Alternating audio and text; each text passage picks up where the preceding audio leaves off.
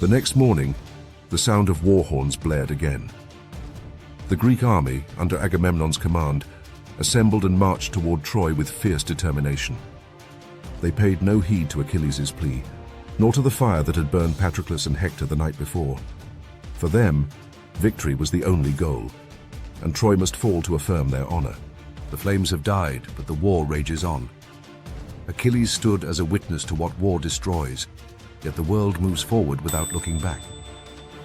Will he fight again? Or is this the end of a legend?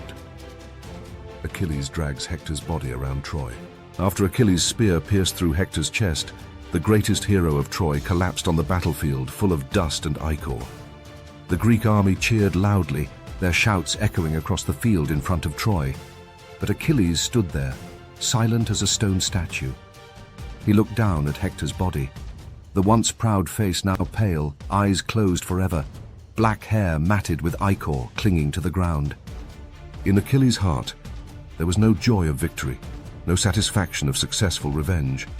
Instead, a cold emptiness spread within him, like a wind blowing through a desolate field.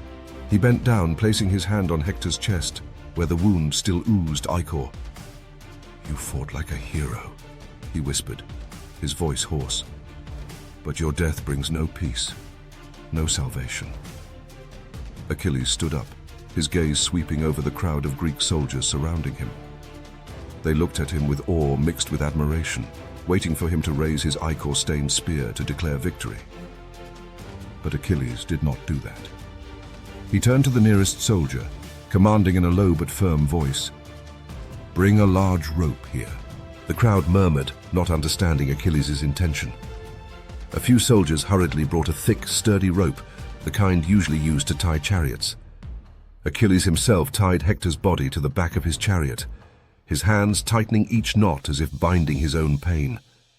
When finished, he climbed onto the chariot, grasped the reins, and without a word, urged the horses into a gallop. The sound of hooves thundered, dragging Hector's body across the parched earth. A trail of dust billowed behind, obscuring the image of the fallen hero. Achilles did not look back. He drove the chariot toward Troy, circling the city's towering walls. The Trojans on the walls looked down in horror and pain. The cries of women rose, mingling with the desperate shouts of warriors. "Hector! Hector!" They called his name, but the sound only made Achilles' heart heavier. He dragged Hector's body around Troy, not once but 3 times. Each circuit was a strange ritual, a wordless act laden with deep meaning. The Greek soldiers behind him initially cheered, thinking this was Achilles' way of flaunting victory, humiliating the enemy to boost morale. But as the 3rd circuit ended, they fell silent, confused by his solemnity. This was not a victory dance, not the laughter of a conqueror. It was a warning, a message written in ichor and dust. Achilles stopped the chariot before the main gate of Troy. He stepped down, standing beside Hector's body, now torn by rocks and dirt. He raised his head to look at the walls, where the silhouettes of Trojans still gazed down with eyes full of hatred and pain. From his pocket, he took out the broken arrow, Patroclus' last memento, which he had carried since the day his dear friend fell. He held the arrow high, the sunlight making it glint faintly, and shouted, his voice echoing in the stillness. "Trojans! Greeks! Look here! Look at the body of Hector, your greatest hero, and look at this arrow, the last trace of Patroclus, my dearest friend. War has taken them, and how many more will it take? Let their deaths not be in vain. Let them remind us of peace." Achilles' voice carried far, cutting through the wind and the weeping. But in response, there was only a heavy silence. The Trojans looked down with eyes burning with hatred, their hands gripping weapons as if ready to leap down and avenge immediately. The Greeks behind him whispered among themselves, not understanding what their hero was doing. Achilles stood there, still holding the broken arrow high, waiting for a reaction, a sign that his words had touched someone's heart. But nothing happened. Hatred had seeped deep into everyone's minds, and war, like a colossal machine, could not be stopped by one man's plea. Achilles returned to the Greek camp, ordering the warriors to bring Hector's body behind him. He did not let them touch the body with contempt, but instructed them to lay it down carefully, as if Hector were still a respected adversary. Then he summoned everyone to an open area near the beach, where the waves lapped steadily against the sand. He ordered a large funeral pyre to be built, wide enough to hold both Patroclus's body, carefully preserved in his tent, and Hector's body. The crowd of Greek soldiers gathered around, curious and confused. Some whispered that Achilles had lost his mind after Patroclus's death, that he was no longer the invincible hero they once knew. But Achilles paid no heed to their murmurs. He stood before the pyre, torch in hand, his eyes filled with sorrow as he looked at the two bodies placed side by side. Patroclus, with a serene face as if sleeping, and Hector, though battered, still exuding the pride of a warrior. He spoke, his voice low but clear, as if to etch each word into the air. Patroclus, you sacrificed yourself for me, for the Greeks, for the hope of ending this war. You were the light in my darkest days, and your death has torn my heart apart. He turned to Hector, placing his hand on the cold shoulder. Hector, you were my enemy, but also the hero I respect most. You fought for Troy, for your family, for what you believed in.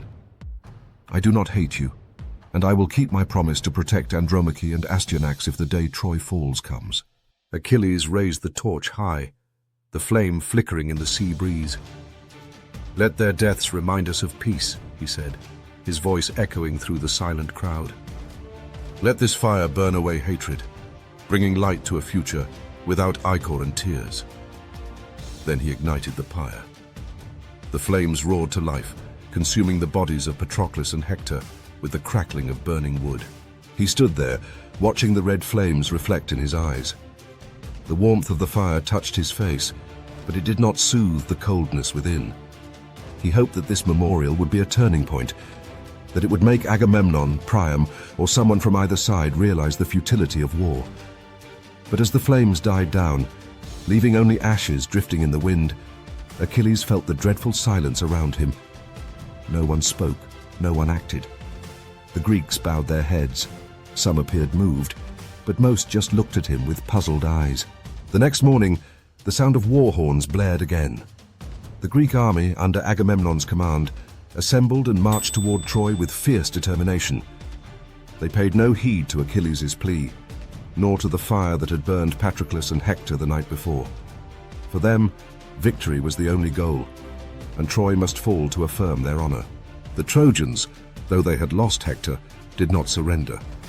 They stood on the walls, bows and spears in hand, fighting with the desperation of those who knew defeat was only a matter of time. Troy's walls remained strong, but the people's spirits were cracking. The cries of children and the prayers of mothers echoed in the narrow alleys, but no one dared hope for peace. Achilles stood on a nearby hill, looking down at the battlefield. He wore no armor, held no weapon, just watched silently. In his hand was Patroclus's broken arrow, which he clutched like an anchor, keeping him from being swept into the madness of war. He saw the Greeks charging into battle, arrows flying through the air, ichor staining the ground. But he could not join them. Not out of fear, but because he had lost his reason to fight. Odysseus approached him, his eyes somber. "Will you not go to the battlefield, Achilles?" he asked, his voice gentle but questioning. Achilles shook his head, not taking his eyes off the scene below. "Why, Odysseus? Why won't they stop? I dragged Hector's body to show them the cost of war. I burned Patroclus and Hector to plead for peace, but they still throw themselves at each other like wild beasts. Why?" Odysseus sighed, placing a hand on Achilles' shoulder. "War is not something that can be stopped by reason, Achilles. It is Agamemnon's pride, Paris's fear, Priam's desperation. Your plea was noble, but human hearts are clouded by hatred. They do not see peace, they only see glory or death." Achilles gripped the broken arrow tightly, feeling the rough wood scrape his palm. He turned his back on the battlefield, walking back to his tent, leaving behind the roar of battle. He knew he could not stop this war, that it would continue until one side was utterly destroyed. In his tent, Achilles sat alone, the broken arrow placed on the table before him. The light from the oil lamp shone on it, highlighting the cracks in the wood. He looked at it, and memories of Patroclus flooded back, the days they trained together under the sun, the nights they sat by the fire sharing fears, and the final moment when Patroclus smiled, saying they would always be together. Tears rolled down his cheeks, but he did not wipe them away. He let the pain overwhelm him, letting it remind him of what he had lost. He knew the war would not stop. He knew Troy would fall, or the Greeks would disintegrate, and thousands more would die before it ended. But he also knew he had a promise to Hector, that he would protect Andromache and Astyanax if that fateful day came. It was the only glimmer of hope he held amidst the ashes of war. Achilles clutched the broken arrow, whispering, "Patroclus, Hector, I will not forget you. I will keep my promise, no matter how long the war drags on." Then he closed his eyes, letting darkness envelop him. But in his heart the flame of memory burned eternal. Should Achilles have fought? Should he have walked away forever? What would you have done in his place? Comment your thoughts below and follow for more epic stories from Greek mythology.